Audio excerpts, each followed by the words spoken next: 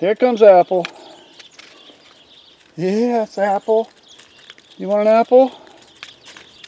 That's how she got her name. Yeah, Cece, you want one?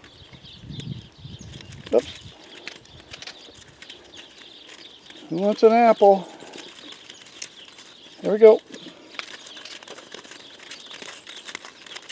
Apple want an apple? Cece want an apple? Max, you better come get one. Oops. Everybody coming up for apples? Bounced that one off your back there, didn't I? Raj? Oops. It's on her back. Take it off her back. Right? Yeah, there it is. Spot, it's on, there you go, fell off. Okay. Hey everybody. You folks about as tired of winter as I am. I'll tell you what, it hasn't been bad, but just seems to be hanging on. All right, registering horned hair sheep. The last video we talked about managing your breeding program, and I thought it was funny, YouTube would not allow me to use the word breeding. But when I got done, I thought, man, I should have talked about registry. So I thought, well, I better go at it again. I've looked at some registries. There's a couple around here. There's one good for Painted Desert, and there's another good registry for all your other horned hair sheep. I will put links to both of those in the description.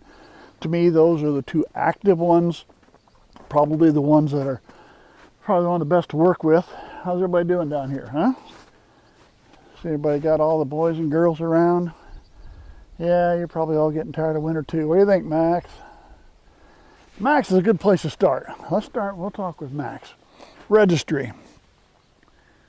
Nothing here is registered, all right? I don't have anything registered. Now, Max is a Mouflon, and I have Mouflon used. I mean, you look at Max, and that's Mouflon. But here's the problem. Max's tail is about that too long to be a Mouflon. Mouflons have to have a tail at least 4 inches or less, and that's probably 5 or 6 inches on Max. Well, that means somewhere along the line, there's another sheep back there somewhere. Don't know where. This guy that I got him from, I had him for like 30 years. He brought a couple rams out of Texas to add some genetics, but somewhere along the line, there's something besides pure European Mouflon somewhere. So all the Mouflons there, technically you cannot register them as Mouflons. The black bellies, there is an American black belly registry, but if I'm going to cross them with Mouflons, what difference does that make, right? But here's the interesting thing about horned hair sheep. I spent a lot of years with quarter horses. The Quarter Horse Association, man, you dotted the I's, you crossed the T's. If you missed anything, boom, you were done. You were not getting a set of papers on that horse. And boy, you had to have everything just perfect. In horned hair sheep, because it's a fairly new registry yet, all right? I can't make Max a Mouflon, but you know what? I could register him as a Corsican. Because technically all Corsicans come from a cross with Mouflons originally. There's some Mouflon blood in there somewhere, and that's where it gets you the Corsicans. Every sheep I got, except for the one right here that's got a white spot on it and it's got a white in the leg, everything there could be registered as a Corsican. But what I'd end up having if I did that is I'd have a whole bunch of sheep that are registered Corsican, and the only name on the papers would be their own. Not a lot of gain on that. Now, my son-in-law has 2 Painted Desert Rams, 2 Painted Desert Ewes, and they are registered and papered. We can sit down and look, say, well, there's a sire, and look at the horns on that sire, and look at the horns on the grandsire, and we can look at all the genetics where those sheep came from. That's what's important, is on the papers, you get to see the genetics, you know what you're buying. And when you're trying to sell sheep, you have the genetics to help you sell them. So that's where the papers are really going to help you out. All right, now, you're saying, well, hang on, I'm doing horned haired sheep here. I'm raising them for horns for these guys, the high fence hunting operations, and nobody goes in and shoots a ram and then wants his registration papers. That is true. But what says every ram you're going to sell is going to go to high fence? You may have some you may end up selling, and they'll be for breeding rams. And half the stuff you get is probably going to be used. Well, odds are, unless you're going to keep them for your own flock, you may sell some of those, and you might as well be selling registered. Hey, what's the old story? It doesn't cost you any more to feed or take care of a registered animal than one that isn't.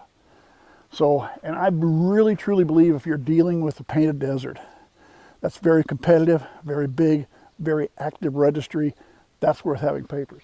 In my case, you know, if I'm taking all these and I started day one, here they are day one, and I've now registered them. And 5 generations from now, the crosses that I've made has given me this great genetics and I got a great pattern. That's fine, but you know what? At my age, guys, 5 generations from now, if I was a much younger man, that might be worth looking at. But in my case, it's not going to be. Now, what I will do, and again, where are you going to sell? What are you going to sell? What's your program going to be? Just lately, I've been thinking, next year, I will probably take Max and all my Mouflons. I'm thinking of putting them in one pin. Those are going to just be my Mouflons. Now, if I'm down in the state of Texas, there's a lot of Mouflons around. I'm in Nebraska. I don't know of any other Mouflons in the state of Nebraska. Anybody out there know of any Mouflons in the state of Nebraska? Leave me a comment, would you? Because I've looked around, I can't find any. Maybe way out in the panhandle far west of the state, there's a high fence hunting operation raises their own trophy sheep, and there's Mouflons there. But for the average buy-sell guy and people I've talked to, nobody sees them up here. Hell, I don't know. Like I said, I may have the only Mouflons in the state. So I think I can sell Mouflons here, and I don't have to have them registered. I don't need a purebred Mouflon, European Mouflon. So that's where I'm going to work that in. Now my black bellies. A lot of my black bellies came from a pretty nice ram. I got a picture of him. This was supposed to be at 4 years old. Hopefully I'll find a picture so I can put it up here so you can see it. But he had some very decent genetics. Well, I'm now talking with a guy that's about 5 hours from here. He has crosses. Nothing he has is registered. There's, I guess you would call them Corsicans because of the colors and what they would actually qualify for. But he's starting to deal a lot now with Rocky Mountain Bighorn sheep crosses. So he's got some rams that are like 25% Rocky Mountain Bighorn. He's got some that are 3/8 Rocky Mountain Bighorn. I may see this year of talking to him, and before next breeding season, maybe I can do something, work with him, work a ram, and take my black bellies and Corsicans and breed that way. Now I'm breeding Mouflons over here, and then I'm breeding for the Rocky Mountain Bighorn sheep influence on the other ones. Try to get that big mass in the horns that comes from Rocky Mountain. But that's the direction I will go, so I probably won't bother to register any of mine. To me, it won't be worth it.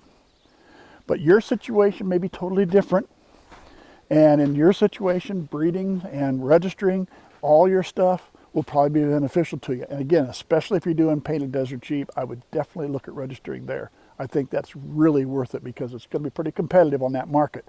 There's a lot of people out there raising painted desert sheep. So every advantage you get, you need. Registration is going to be it. Next week, we're going to talk about that medical kit. The week after that, we'll probably be dividing these guys up to get ready for lambing. So for now, thanks for sticking with me. Subscribe to the channel if you would. Hope to see you again real soon.